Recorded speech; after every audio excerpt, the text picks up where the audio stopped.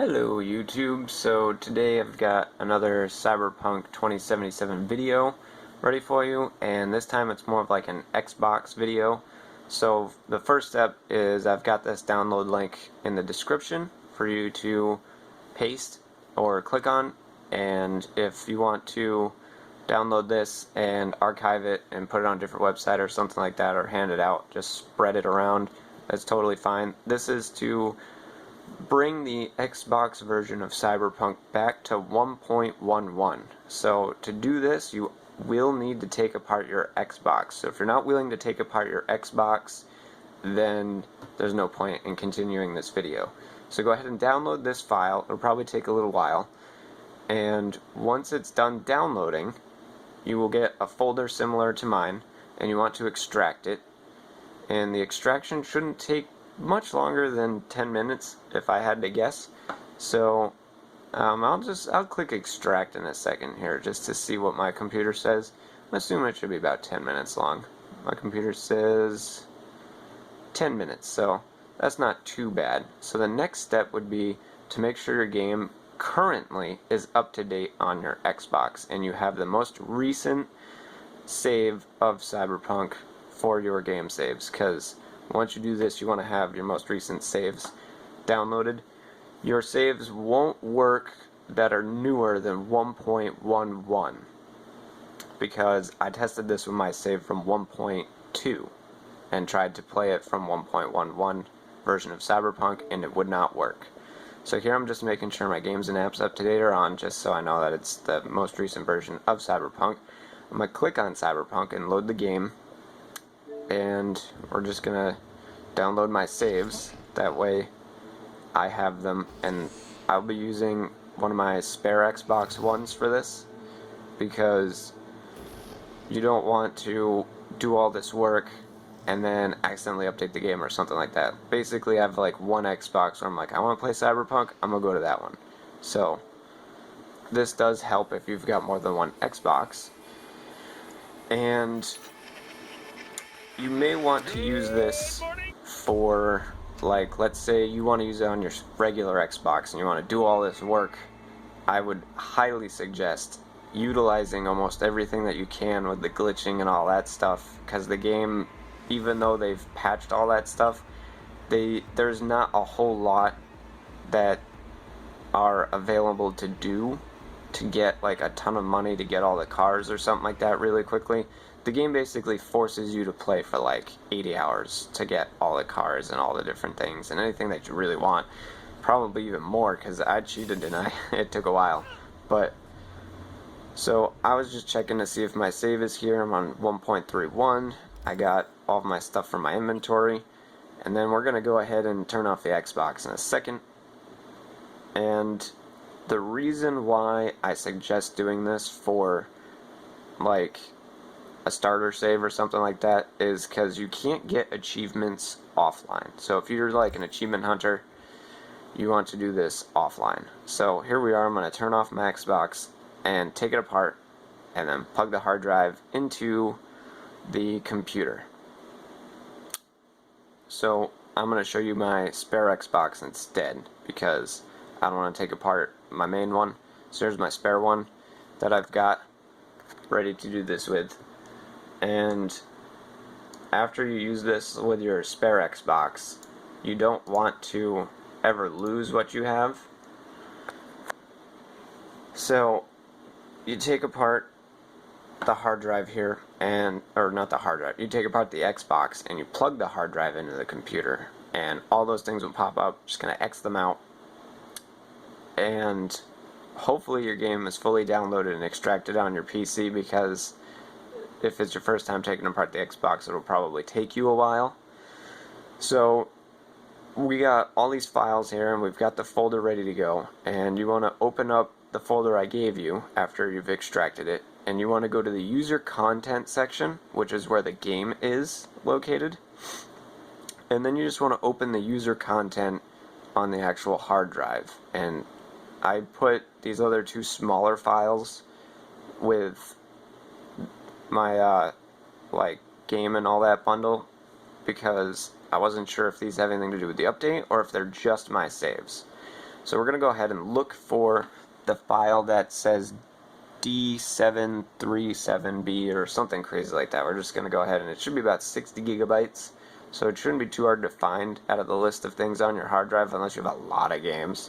There might be one similar, but you just look for the one that matches, and we're going to go ahead and delete this.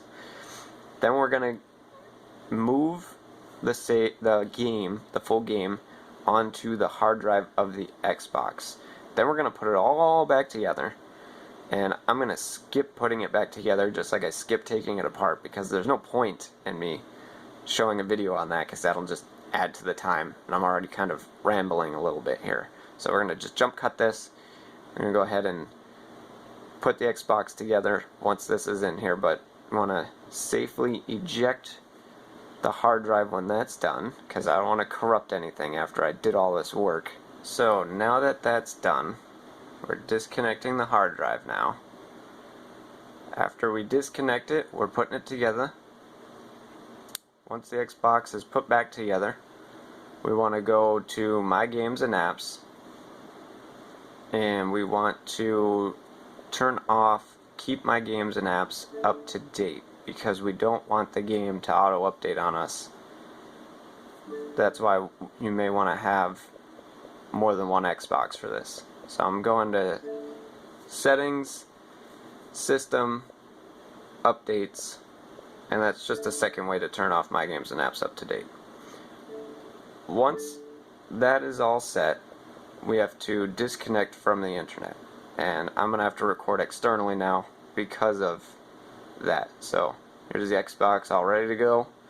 Going down to My Games and Apps, or Settings, either way works. Network settings, and you want to make sure you have the disk. I might have forgot to mention that, but it should be clear or fairly obvious that you'll need a disk to play a game at an older update without the game automatically updating on you. If people get mad at that, it's whatever. So here we go. We've disconnected from the internet. Games and Apps Up to Date is off. We take the disk out. We put it in the Xbox. Once the disk is in the Xbox, sometimes I click on the game to launch it to try to trigger like an update for the game, because there must be something going on where maybe I've missed a file somewhere. Maybe if somebody else figures this out better than I can, they can do another video. It's completely fine, where you don't need to put in the disk to trigger an update. But I haven't spent a ton of time on this. I do know if you try to update while you're online, it will just give you the latest update, so you don't want that. So once it says it's updating, you can go ahead, sign in if you'd like, but you do have to reconnect to the internet for this next step. And once it's reconnected to the internet, you do not want to launch the game when it's done. And I want to give that a warning now, because I don't want everybody to be like, oh man, my game's at the wrong update, what'd you do? So now you go to Settings, you go to Network Settings. I clicked on the wrong one. Go to Network Settings. We go back online. When we're online, we want to double check the queue to make sure, and sometimes you'll get this error with Cyberpunk popping up saying it took too long to launch. Just, that's fine, ignore that. Go back down to check the game, and there it is, 59 point something gigabytes. I'm going to jump cut it downloading because there's no reason for you to watch that. And once that's done, you have to go back to Network Settings and disconnect from the internet. So you're not done yet now that it's downloaded. Disconnect from the internet. I don't know if I can emphasize that enough, because you will update the game, and if you hit cancel because you're like, oh crap, I didn't want to update it, it will delete your game altogether. For some reason, Microsoft added that somewhere along the lines.